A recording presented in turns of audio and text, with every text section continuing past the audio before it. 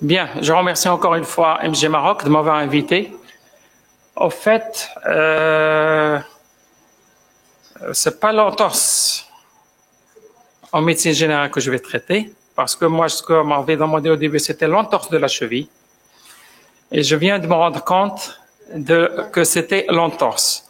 En fait, le sujet de l'entorse est très vague, parce qu'on va parler aussi bien de la cheville, du genou que du poignet.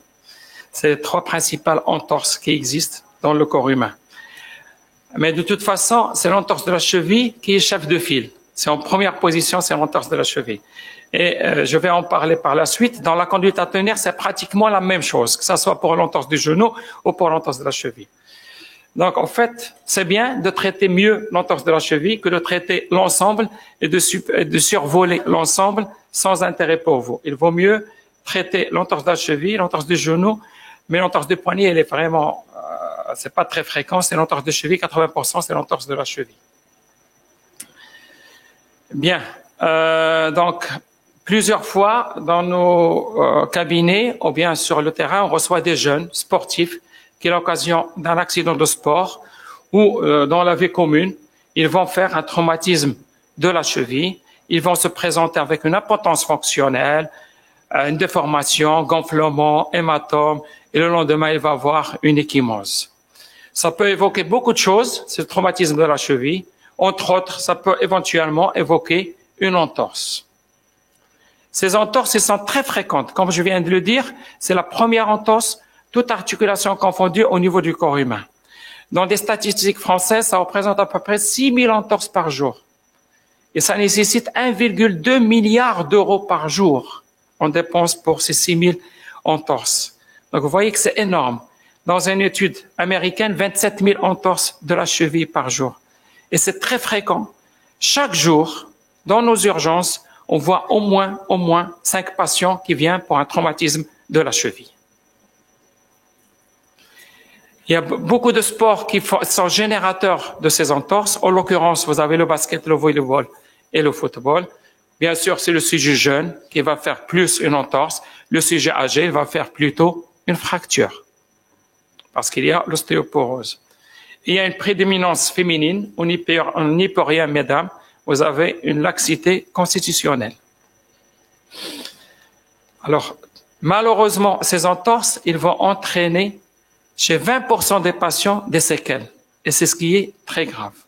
Moi, je dis toujours à mes patients, je préfère que vous ayez une fracture qu'une entorse. Parce que lorsque vous avez une fracture, vous supportez le traitement qu'on va faire pour la fracture. Si je vous dis que vous avez une entorse, vous ne supportez pas le traitement d'une fracture.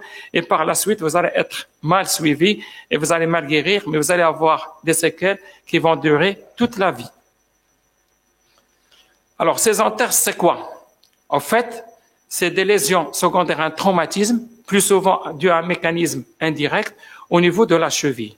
Cette cheville, dont l'anatomie est très complexe, c'est l'articulation, le lien entre le pied horizontal et le corps humain qui est vertical.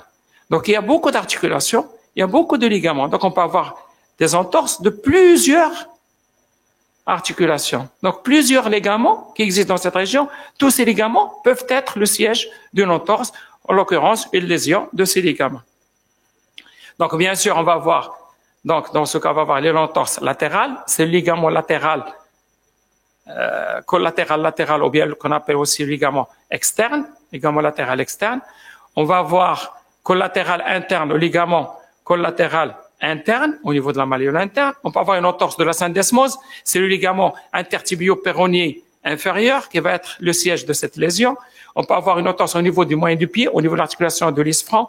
On peut avoir une entorse au niveau de la soutanière. Vous voyez, il y a plusieurs articulations.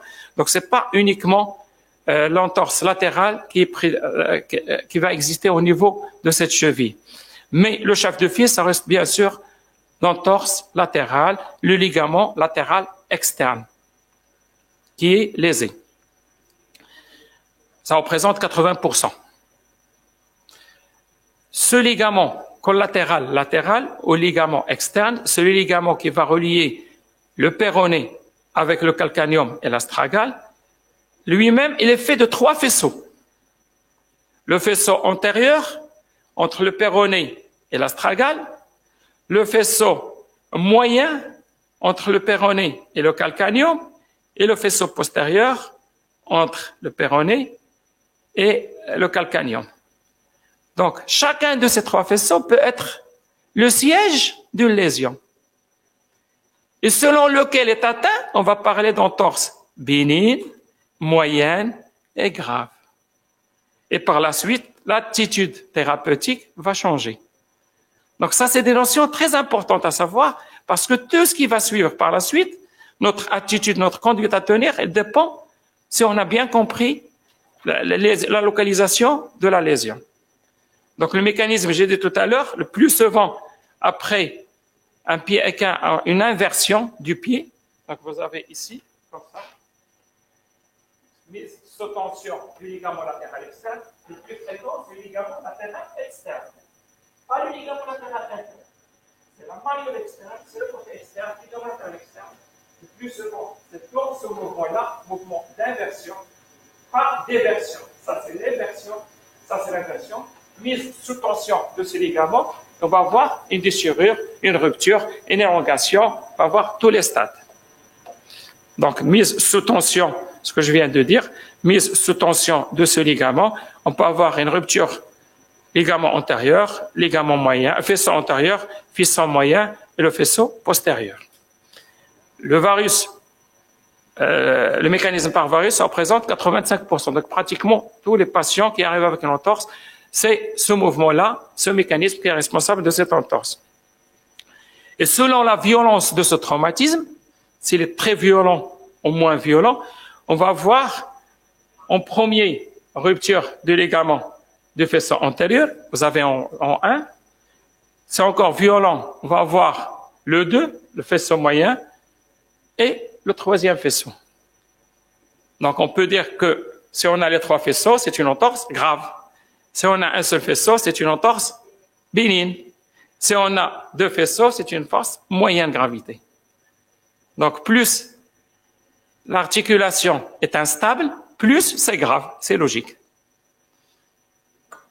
Et donc on arrive, après ce rappel anatomique, on arrive à notre stadification, ce que je viens de dire. Donc le stade 0, c'est une rupture de quelques fibres de faisceau antérieur, n'est pas complètement. Donc on peut avoir, selon le siège de l'entorse, quel faisceau, mais on peut avoir aussi une stadification pour un seul faisceau. Est-ce que c'est une dilacération?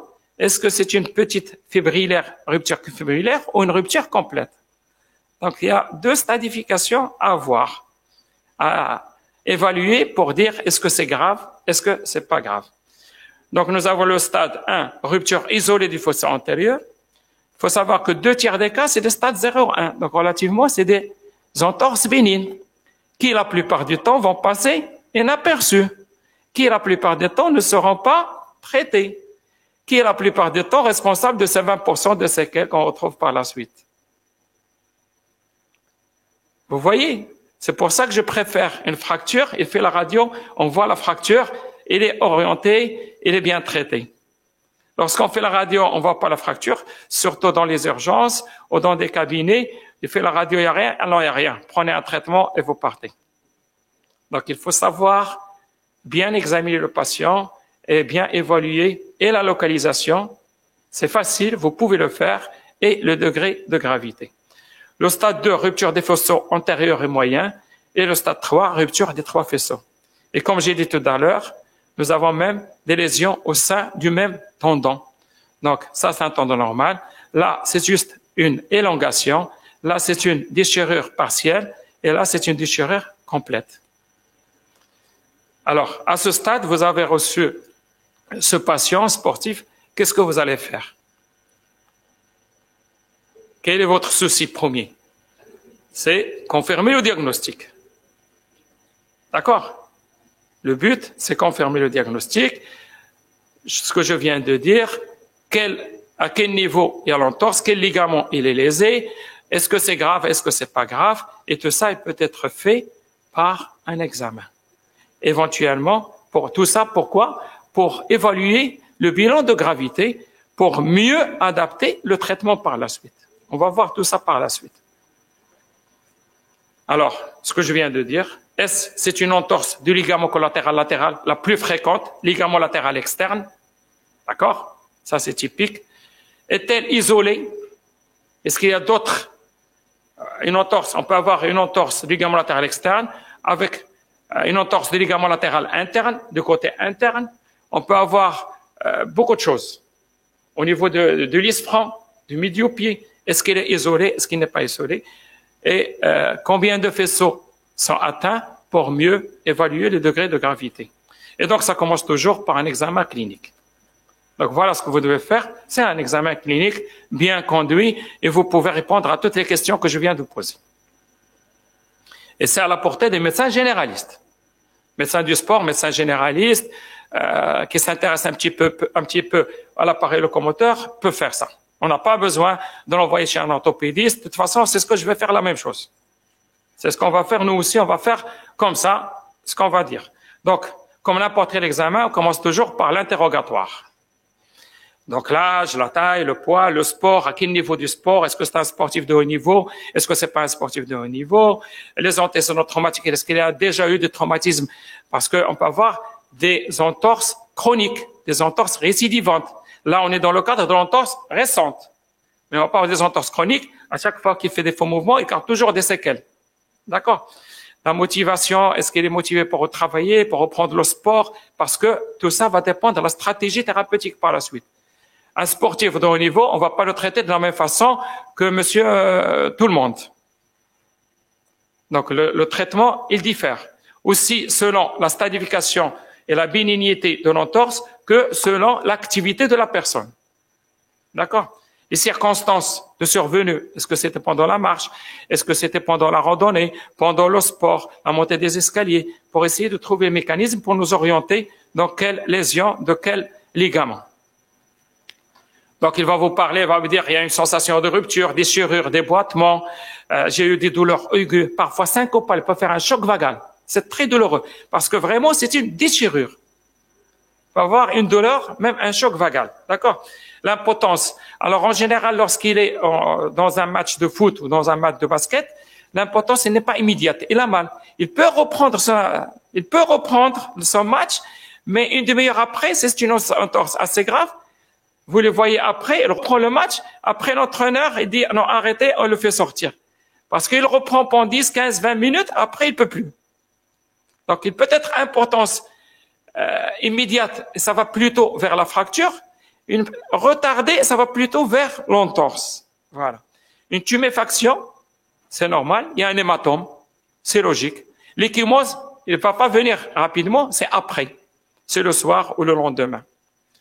Et bien sûr, ce soir, après ce traumatisme, il n'arrive pas à dormir. C'est des éléments très importants pour nous orienter sur la gravité et le vécu de l'accident de ce patient. Comment il a vécu cet accident? Quelle est la douleur, l'intensité de la douleur, est-ce qu'elle est de craquement et les suites immédiates.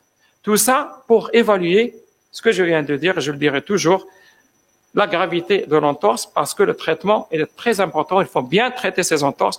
On voit beaucoup de séquelles. Et par la suite, c'est difficile de traiter les séquelles. On rentre dans un cercle vicieux et ça devient difficile. Alors qu'au début, c'était très facile de les traiter s'ils sont bien pris en charge.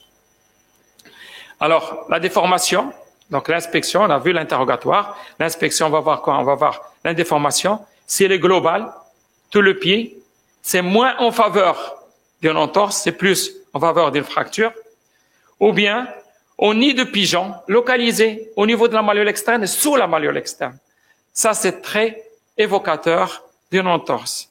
L'ecchymose, la même chose, on peut avoir une ecchymose généralisée, plus il faut chercher beaucoup de choses, ou bien une ecchymose localisée. On peut faire ça de façon comparative. Vous voyez ce pied, il n'y a pas de gonflement, et à ce niveau, il y a un gonflement au nid de pigeon. Et la palpation. Il faut palper les points douloureux et chercher ces points douloureux. Il faut y aller doucement, parce que c'est douloureux. Il faut être systématique. La base du 5e métatarsien, c'est très, très, très fréquent. Parce que c'est le même mécanisme, par inversion.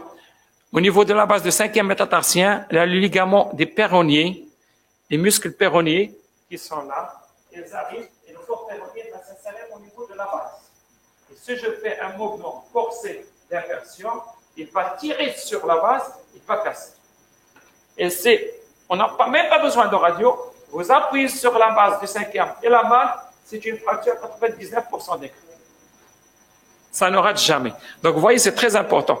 Le numéro 7 ici, vous appuyez ici, vous avez votre point douloureux, c'est une fracture de la base.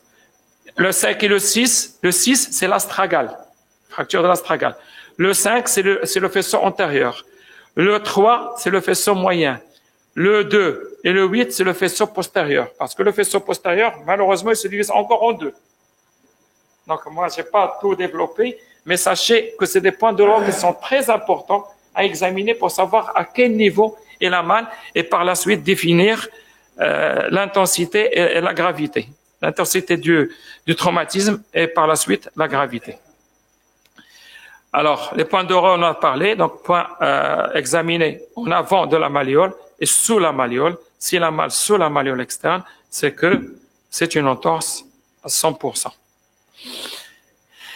Il faut aussi essayer d'examiner, d'avoir une idée sur la mobilité de cette cheville. Bien sûr, c'est douloureux, ça va provoquer de la douleur, il faut y aller tout doucement. Il faut examiner la sous-astragalienne ou bien la tibio-tarsienne, la chopard, le midiopied et l'articulation de l'isphron pour savoir à quel niveau il a vraiment mal. Et essayer de mobiliser pour voir s'il a une laxité. S'il y a un bâillement externe, vous voyez ici sur ce schéma, j'ai schématisé ici. Donc, en mobilisant le calcanéum, si on a un bâillement externe, c'est que le ligament latéral externe, il est rompu. Vous avez ici un angle qui va définir l'angle entre le pilon tibial et l'astragale qui va définir ce bâillement parce qu'il y a une déchirure du ligament latéral externe. C'est vrai, parfois, l'impotence fonctionnelle est tellement importante, la douleur est tellement importante, elle a une grosse cheville qu'on ne peut pas examiner. Dans ce cas, il faut faire un bilan radiologique parce qu'elle n'arrive pas à marcher dessus. S'il a une lésion osseuse, donc ça y est, c'est réglé, on l'orientera pour traiter la fracture. S'il n'a pas de lésion osseuse, il faut refroidir le patient, on va voir comment, le calmer, c'est comme pour une appendicite, on l'a refroidi avant de le prendre en charge. De la même façon, il faut refroidir, le calmer, entager anti-inflammatoire, la glace, etc. Et le revoir 4-5 jours après pour réexaminer et réévaluer cette entorse et réadapter le traitement. Mais déjà, le traitement qu'on va faire au début, ça entre dans le protocole thérapeutique d'une entorse, que je vais vous détailler par la suite. Alors, est-ce qu'on a besoin, lorsqu'on a bien examiné notre patient, lorsqu'on a ce tableau qui est parlant, est-ce qu'on a vraiment besoin d'une radiographie? Comment on va traiter ce patient? Est-ce qu'il va marcher? Parce que la première question qu'il nous pose, est-ce que je vais marcher? Est-ce que je vais pas marcher? Quand est-ce que je vais reprendre le travail? Quand est-ce que je vais reprendre le sport? Toujours, ça ne rate jamais.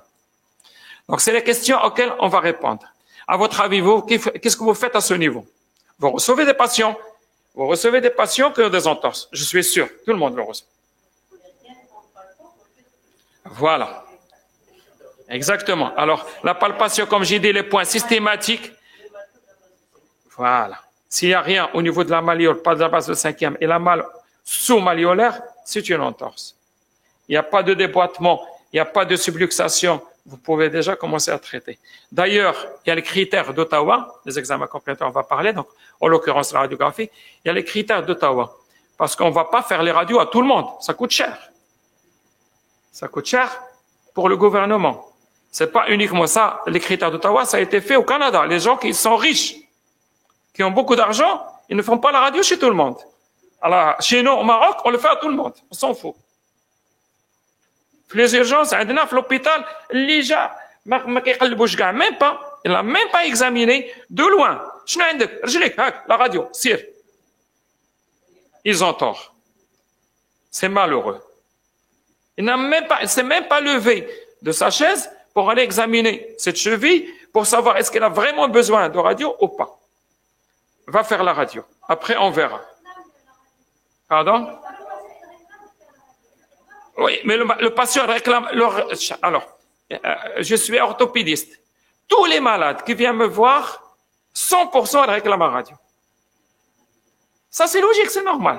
Il m'a dit, radio, il m'a dit, dans le temps, je ne sais pas, là, à un certain moment, dans le temps, il y avait le scope dans les cabinets des généralistes. D'accord? Scopé. C'était des radios, la mazal li عندهم كتبرك تا تا تا. راجع عندك عنده فيرونك. Il a un فيرونك.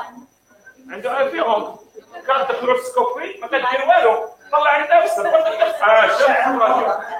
J'ai fait ça dans les cabinets. Malheureusement. C'est la même chose pour vous maintenant l'échographie. Si vous recevez un patient de généraliste, vous ne faites pas l'échographie, la maladie voilà. Les angines, ils te disent, je veux l'échographie. Voilà, exactement. Oui, la maladie, بالنسبة للتسليم نقول اشنو عندك؟ هو l'échographie تقول لك. والراديو يقول لك. سيدي عاودني اشنو عندك. Mais il faut changer ces mentalités. Malheureusement, si on suit le malade, on va toujours faire ce gaspillage et ça ne sert à rien. Parce que je sais très bien que cette radio sera normale. Et les radiations pour lui, et ça coûte énormément d'argent. La radio floppy, mais pour nous, ça nous coûte au moins 200 dirhams. Chaque jour, on fait 300 ou 400 radios, alors qu'on en a besoin pour autre chose. Donc c'est pour ça, moi je vais dire, c'est les pays développés qui ont fait ces critères d'Ottawa. Donc la radio systématique pour un traumatisme de la cheville, pour toute personne dont l'âge est supérieur à 55 ans. Avec un point douloureux rétromalléolaire ou sous la pointe de la malléole, ou bien 5e méta, ce que vous voyez en rouge ici. Si j'ai un point douloureux ici, systématique pour plus de 55 ans. Et chez toute personne qui a un point douloureux rétromalléolaire ou sous-malléolaire. Chez toute personne qui a mal au niveau de la base du 5e méta.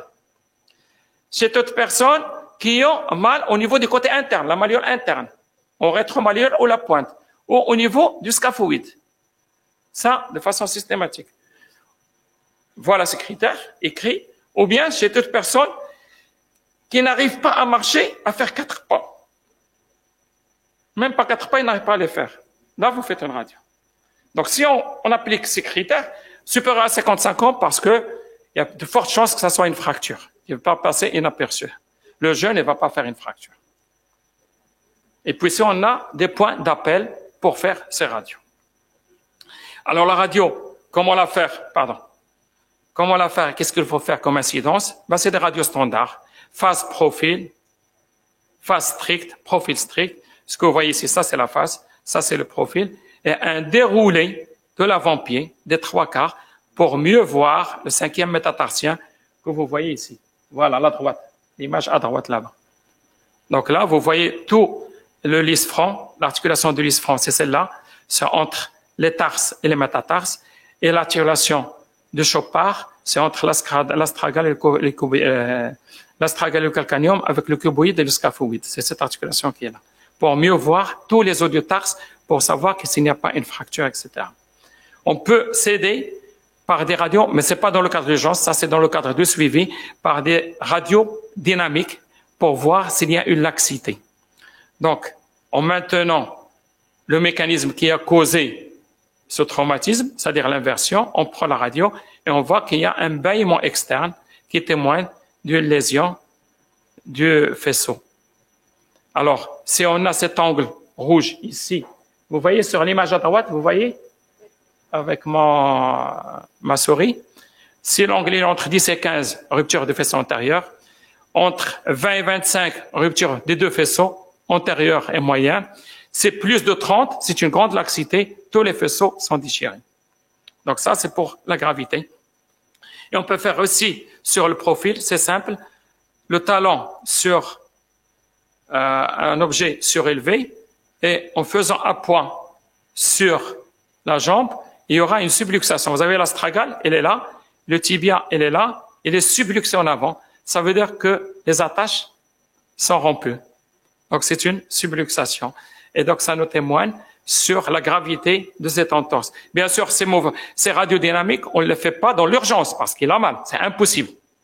Ce que je viens de dire, il faut le refroidir, le calmer, traiter, ça marche pas après traitement, c'est alors qu'on va dire, allez, on va faire des radiodynamiques. Ça, c'est plus l'orthopédiste qui va demander la radiodynamique dans un but éventuellement de l'opérer par la suite. Alors, les radios, on en a besoin plus pour un diagnostic différentiel, pour éviter les pièges. Donc, on peut avoir des fractures malléolaires, malléole interne, malléole externe, vous voyez ici. Sur le profil, parfois, vous ne la voyez même pas. Ben, elle est là, la fracture. La base de 5e métatarsien que vous voyez ici. Là, regardez ici. Les fractures du péroné qui peuvent passer inaperçues. Alors, ça peut passer inaperçu au niveau du péroné, mais voilà le signal qui nous fait appel. Regardez cette malléole interne. Elle n'est pas fracturée. Mais il y a un diastasis. Il y a un diastasis ici. Ce n'est pas la position normale. Regardez la malléole, elle est là, l'astragale, elle est là. Cet espace, il est augmenté. Ça veut dire quoi? Il y a une rupture ici du ligament latéral interne. S'il y a une rupture du ligament latéral interne, c'est qu'il y a quelque chose au niveau du péroné. Il y a une fracture ici qu'on voit. Ou bien on peut avoir le ligament latéral interne ici et la fracture en haut au niveau du genou. C'est aussi grave. Il faut opérer même.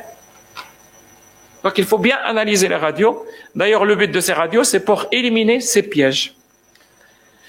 Alors, l'élément favorable, meilleur, magnifique que vous avez à votre disposition, comme j'ai dit tout à l'heure pour l'épine calcanéenne, la même chose pour l'entorse. Vous avez tous vos échographes. Malheureusement, vous l'utilisez uniquement pour la viscérale. Voilà, c'est plus simple, c'est facile. Mais il faut une autre sonde. C'est une sonde superficielle qui coûte plus cher que la sonde viscérale. Voilà. Et là, vous allez avoir le diagnostic. Vous avez tout le diagnostic. Vous avez ici votre malléole externe. Là, c'est l'os. Vous suivez avec ma souris. Voilà, ce qui est en blanc, c'est l'os. Là, c'est le talus, c'est l'astragale. Et vous avez ici, entre les deux flèches, le ligament, le faisceau antérieur. Vous le voyez? On le voit très, très bien. Regardez ici, c'est la même image. D'accord? Alors, regardez ici, cet hématome. Cette zone noirâtre. C'est qu'il y a une déchirure fibrillaire au niveau. Il n'y a pas une rupture complète, mais fibrillaire au niveau de la faisceau antérieur. On peut parfois demander, parce qu'on peut passer à côté des fractures de stress, comme je dis tout à l'heure, des fractures qu'on ne voit pas. Alors nous, les traumatologues, on demande souvent des scanners. Très souvent, on demande des scanners avec reconstruction 3D, aussi bien pour les fractures du poignet, du plateau tibial, que du pilon tibial et de la cheville. Parce que même nous, c'est des fractures qu'on ne voit pas à la radio et qu'on va voir au scanner. Comme ici, vous allez voir cette lésion au niveau de l'astragale. Ici, vous avez cette lésion sous-chondrale. Vous la voyez ici, au niveau de l'astragale. Même si vous faites la radio, vous ne la verrez pas. Tout simplement parce que c'est récent. Vous la verrez au bout de 10-15 jours. Comme c'est un os qui est spongieux, c'est un petit os. Lorsque vous avez la fracture, c'est comme un mode de beurre. Il y a juste une dépression. Quand est-ce qu'on va la voir? Parce que lorsqu'on a une fracture, l'organisme, il va réagir. Donc, il va envoyer il y aura un hématome. L'hématome, le corps va envoyer des cellules pour nettoyer cet hématome. Lorsque c'est des ostéoclastes, lorsqu'ils vont commencer à nettoyer, donc ils vont enlever les débris, l'hématome, c'est alors qu'à la radio, on va voir, ça sera visible. Parce qu'il y aura le trait de fracture qu'on va voir. C'est exactement la même chose pour le scaphoïde. Les fractures de scaphoïde, on ne les voit jamais au début, sauf si c'était vraiment déplacé. 15 jours, vous la veillez. Parce que c'est après qu'on demande la radio qu'on voit ça. Oui. Alors, devant le tableau médical, on commence le traitement comme si c'était la fracture. 15 jours après, je fais la radio, c'est une fracture, je continue le traitement, c'est pas une fracture, je l'enlève. Il vaut mieux faire ça que de ne rien faire. Là, on l'annonce. La réalité, voilà, je suspecte une fracture, on ne peut pas la voir maintenant, il n'a pas le moyen de faire un scanner, parce que ça coûte cher, on n'a pas le scanner parce qu'il est venu à 3 heures du matin, etc. On fait ce traitement, je veux dans la radio à faire, dans 15 jours, on va revenir avec la radio. Ils comprennent très bien. Ils sont très contents lorsqu'on leur enlève le plâtre. Voilà. Alors maintenant, on arrive à notre conduite à tenir. Alors, toutes les entorses, donc c'est la même conduite à tenir aussi bien. Donc j'ai dit tout à l'heure, moi j'ai traité l'entorse de la cheville parce que je croyais que c'était l'entorse de la cheville, mais ça marche aussi pour l'entorse du genou. De toute façon, l'entorse de la cheville c'est la plus fréquente. 80% c'est l'entorse de la cheville. Donc on commence toujours par un traitement fonctionnel. Il y a le traitement fonctionnel, le traitement orthopédique et le traitement chirurgical. Ça dépend du stade, ça dépend de la gravité. D'accord? Le traitement fonctionnel, ça consiste à faire quoi? Lui-même, il est divisé en 3 volets. La phase initiale. la phase de cicatrisation et la phase de récupération. Donc ça, c'est une coopération entre le physicien, le physiothérapeute et le médecin. Le malade, le médecin, le rééducateur. Pour le traitement fonctionnel. Alors, quelle que soit l'entorse, dans l'urgence, antalgique, anti-inflammatoire et protocole RICE. Repos, glace, compression, élévation. C'est le protocole RICE. D'accord? R, c'est reste, glace, c'est ice, compression, c'est compression, et élévation sur élévation pour diminuer l'œdème. Compression, c'est un bandage au niveau de la zone pour que ça ne gonfle pas. Donc, que ça soit le genou, que ça soit la cheville, que ça soit le poignet, on fait des attelles, faire sur élévation, antalgique anti-inflammatoire et la glace. Jusqu'à, alors, normalement, 2-3 semaines, on va en parler. Jusqu'à diminution des phénomènes inflammatoires. Donc, limiter les phénomènes antalgiques et inflammatoires. Ah, on arrive. La question, je vais arriver. Ça dépend du stade. Pardon? J'ai pas entendu. Les gels? Si. Moi, j'y crois pas. Moi, je mets de la glace. Bon, il n'y a pas de délégués qui nous entendent. Moi, je n'y crois pas. Moi, je donne un anti-inflammatoire, pas local. Moi, je donne un anti-inflammatoire par voie orale, par voie générale. Et la glace, c'est mieux. Bon, ils sont pas là, c'est bien. D'accord? Donc, il y a des orthèses prêts à porter qu'on veut mettre. La glace, compression par un bandage, par élastoplaste, ou bien un bandage, bande de Velpo élastique. Il faut qu'il soit élastique pour ne pas serrer. L'élastoplaste, elle est serrée, Velpo, elle est serrée. Les bandes de gaz normales, elles ne sont pas élastiques. Faites attention pour ne pas faire une compression par la suite d'une ischémie. Il faut que ça soit élastique. Il y a le Velpo grip, il y a le bande Velpo, il y a l'élastoplaste, il y a les typing. Mais pas les bandes de gaz. D'accord? De l'alcool à 70, c'est encore mieux que les gels refroidissants. C'est encore mieux. C'est un antalgique et ça refroidit. 70, pas 90, pour ne pas entraîner des brûlures de la peau. D'accord? Donc ça, c'est la phase initiale. Repos, glace, traitement médical, surélévation et bandage. D'accord? Si c'est une entorse qui est bénigne, fessier antérieur, juste des lacérations, élongation, ça me suffit. Pendant 3 semaines, 2 semaines, 3 semaines, je fais ça. Par la suite, rééducation. Si c'est une entorse grave, je commence par ça. Phénomène inflammatoire diminue, je ne vais pas laisser comme ça, je change d'attitude. Mais 3-4 jours, je laisse comme ça. Attelle, glace, antalgique anti-inflammatoire, n'est plus d'œdème, n'est plus gonflé, la douleur a diminué, selon la gravité que j'avais calculée, ou bien je vais faire le plâtre, ou bien je vais faire ça ou ça. Ou bien je vais continuer le traitement fonctionnel, ou bien passer au plâtre. Mais ça, c'est un traitement initial. Entorse du genou. On ne peut pas l'examiner. Autant la cheville, lorsqu'elle a une entorse récente, on peut l'examiner. Une entorse de genou, on ne peut pas l'examiner. C'est impossible de le toucher. On ne fait rien du tout. On fait la glace, l'attelle, antalgique anti-inflammatoire, surélévation, on le voit dans 15 jours. 15 jours, genou. Je le vois jamais avant 15 jours, ça sert à rien. De toute façon, même s'il a une lésion grave, c'est chirurgical par la suite. On ne l'opère jamais en urgence. Sauf Missy ou et compagnie. Parce qu'il y a flux là-dedans. Être chirurgien rapidement. Mais ça sert à rien de faire l'IRM parce qu'il y a l'hématome, on va rien voir, on va rien apprécier. Il faut diminuer les phénomènes inflammatoires, réexaminer le patient, voir quel ligament est lésé et par la suite décider de l'attitude chirurgicale ou médicale. Donc toujours la phase initiale, n'importe où il y a l'entorse. C'est pour ça que j'ai dit c'est à peu près la même conduite à tenir. Alors, passer cette phase, la deuxième phase, c'est la phase de cicatrisation. Donc, le ligament, il est délacéré ou bien il est rompu. Il faut orienter et aider à cette cicatrisation. Donc, il faut mobiliser un petit peu pour qu'il n'y ait pas d'amyotrophie et pour que c'est des micro-immobilisations. D'ailleurs, ce sont ces attelles qui le permettent. Hein. Ces attelles, il peut marcher dessus, ça excite un petit peu le tendon, ça le fait réagir et cicatrise. D'accord? Démobilisation douce, on commence la physiothérapie chez notre rééducateur, bien renforcer le quadriceps, les mollets, etc. pour aider à la cicatrisation. Et aider par le typing, ce qu'on appelle. Donc le typing, c'est comme l'élastoplate, mais il est moins élastique.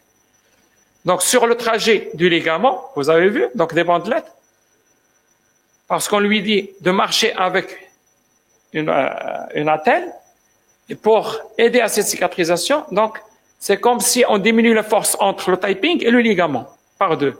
Donc ça va aider à la cicatrisation. Par la suite, c'est la phase de récupération.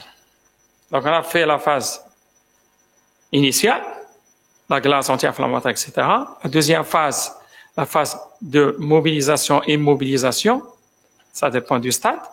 Et la phase de récupération. La phase de récupération, lutter contre les douleurs résiduelles, travail des mobilités, reprogrammation neuromusculaire, surtout la proprioceptivité, avec des plateaux mobiles dans ce sens, pour rééquilibrer, pour reprendre la confiance dans sa cheville, et ça peut durer jusqu'à 3 semaines.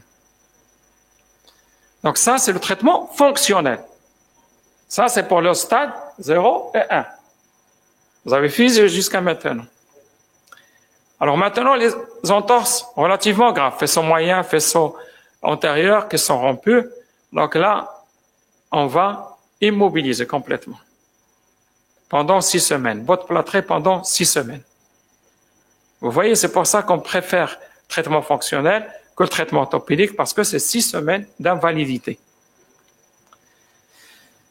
Alors, on le fait aussi bien lorsque l'entorse est grave, et aussi bien si le patient il est indiscipliné, ou le patient habite head court et je ne vais pas le revoir. Donc, je préfère l'immobiliser, parce qu'il est turbulent, il est indiscipliné, il va reprendre son activité, il va avoir mal, il va dire que M. Karakcho est un mauvais médecin, or c'est lui qui est un mauvais malade. Donc, je lui fais un plâtre. Donc, vous voyez, c'est à comprendre en considération, tout ça. Léger appui sous couvert de canne anglaise et travailler le muscle, surtout le quadriceps, parce que la botte plâtrée, il y aura une amyotrophie, une fente musculaire. Il faut, malgré avec le plâtre, tout le temps contracter le quadriceps et mobiliser, mobiliser, mobiliser. C'est ça l'inconvénient du traitement orthopédique immobilisateur qui va immobiliser la cheville. C'est la raideur, l'atrophie musculaire et le retard de récupération fonctionnelle. C'est pour ça qu'on préconise le traitement fonctionnel, il va récupérer plus rapidement, s'il est bien conduit. Donc, on a vu le traitement fonctionnel, traitement orthopédique, immobilisation, traitement chirurgical, ce qui m'intéresse. Donc, c'est surtout les lésions associées dans l'urgence. S'il y a une fracture, on va opérer, ostéosynthèse de fracture. On va faire par la suite, pas dans l'urgence, jamais dans l'urgence. Un ligament ne se suture jamais. Ça ne sert à rien de le suturer. C'est comme un tissu, je l'ai bas, que vous avez mis pendant longtemps. S'il est délacéré, ça ne sert à rien de le recoudre et pas se délacérer. C'est la même chose. Une fois qu'il est déchiré, que ce soit au niveau de l'acromion, que ce soit au niveau du LCA, ligament croisé, que ce soit au niveau de la cheville, une fois qu'il est rompu, pourquoi il est rompu? Parce que justement, il est fatigué. Et s'il est fatigué, c'est qu'il est délacéré. Et s'il est délacéré, même si on le resuture, ça va refaire la même chose. Donc, il faut faire un remplacement de ces ligaments. Donc, c'est des ligamentoplasties qu'on ne fait jamais à chaud, sauf Messi, Zidane, etc. Toujours. C'est eux qui sont opérés, ligaments croisés, par exemple, au niveau du genou. Nous, on l'opère 6 mois après, 1 an après, on fait une ligamentoplastie. Zidane, on lui a refait 2 semaines après, parce qu'il doit reprendre rapidement. Mais ça, c'est particulier, c'est un autre protocole, etc. Ligament, alors, dans ce cas, il y a plusieurs méthodes. Il y a ligament artificiel, c'est un autre topo. Ça, c'est plus chirurgical. Il y a ligament, bien sûr, ça se fait ici au Maroc, on le fait tout le jour, tout le temps. Au niveau du genou, au niveau de la cheville, ou bien il y a les ligaments artificiels. Les allogreffes, nous n'avons pas au Maroc parce qu'on n'a pas de cadavre, mais on peut faire des ligaments d'IELC. Par exemple, pour le genou, nous avons le tendon rotulien, on prend le milieu, on fait avec le croisé. On peut prendre le guide et le droit interne demi-tendine, on fait avec le croisé. On peut prendre le tendon quadricipital. Au niveau de la cheville, tendon des péronniers. Nous avons deux péronniers, le long péronnier et le corps péronnier. On attache le corps avec le long, il va faire la même fonction. Et on prend l'autre, on fait avec. Ça, je vais vous montrer un schéma ici, vous allez le voir maintenant. D'accord. On peut faire l'arthroscopie lorsqu'on a, là c'est une lésion, vous avez vu là, je vous avais montré au niveau, la lésion ostéochondrale au niveau de l'astragale, ben voilà arthroscopiquement ce qu'on voit. Vous avez vu? C'est ce fragment qui est complètement détaché, qu'il faut aller retirer ou visser, sous arthroscopie. Donc ça, la chirurgie, en fait, c'est pour traiter les fractures, c'est pas pour l'entorse, c'est pour traiter les fractures, lésions associées, traiter les séquelles fracturées sous arthroscopie, faire un débridement, etc. Ou bien reprendre par la suite les laxités, les séquelles, c'est traitement des séquelles, s'il y a des séquelles. Alors, les ligamentoplasties au niveau de la cheville, ça se fait à foyer ouvert. Donc, tu as vu, le péroné, on a fait dans ce schéma, on a refait, tu as vu ici, on a refait le tendon. Donc, ça, c'est le péroné qui est là.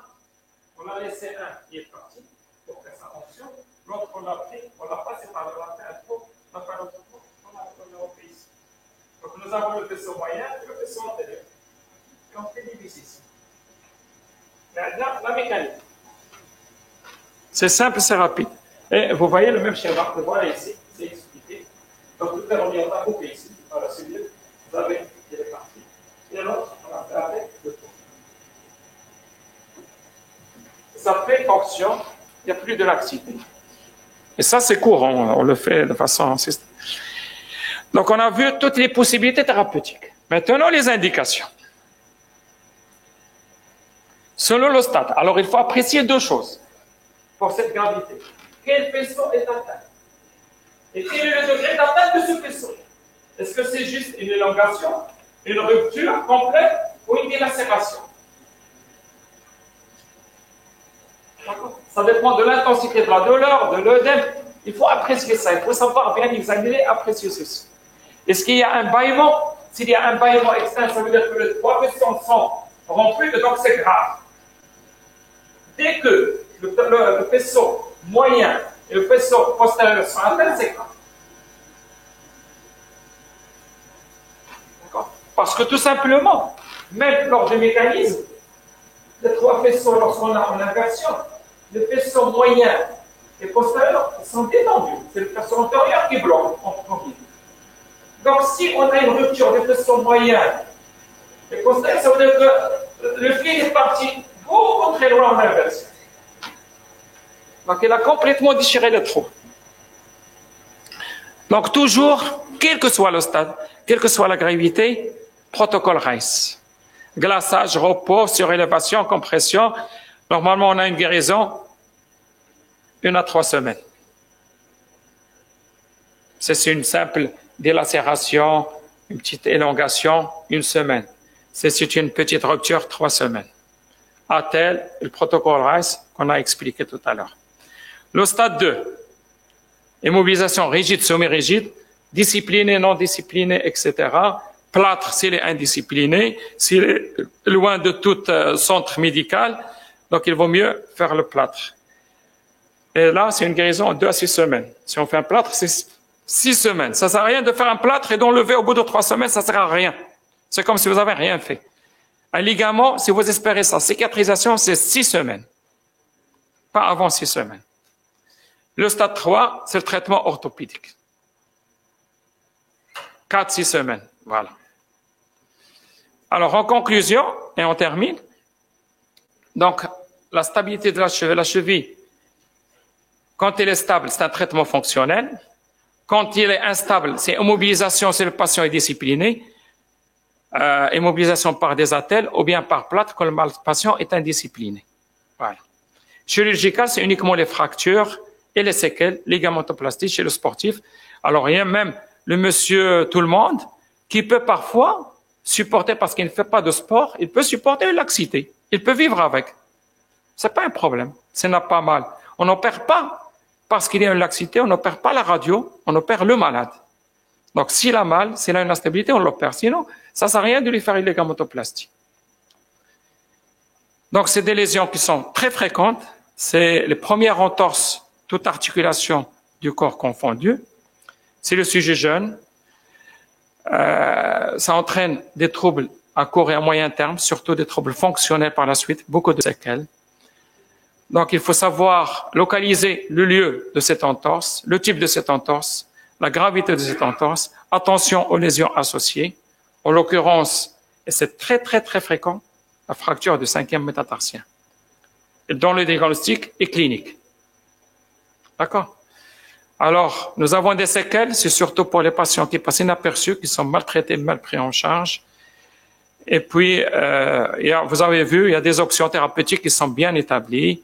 Donc, un schéma bien suivi, ça donne de très bons résultats. Et je vous remercie.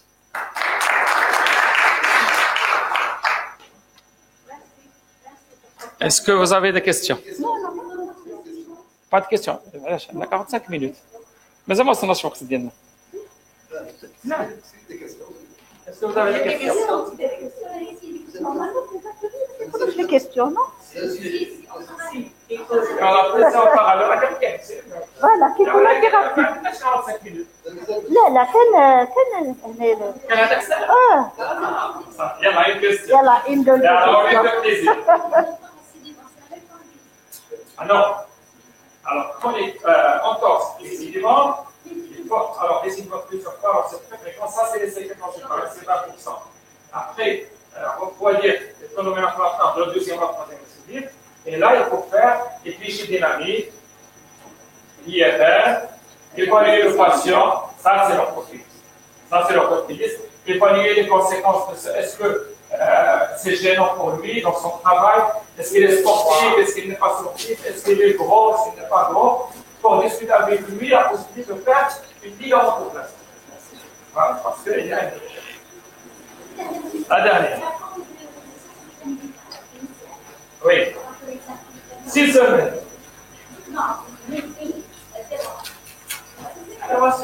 6 semaines.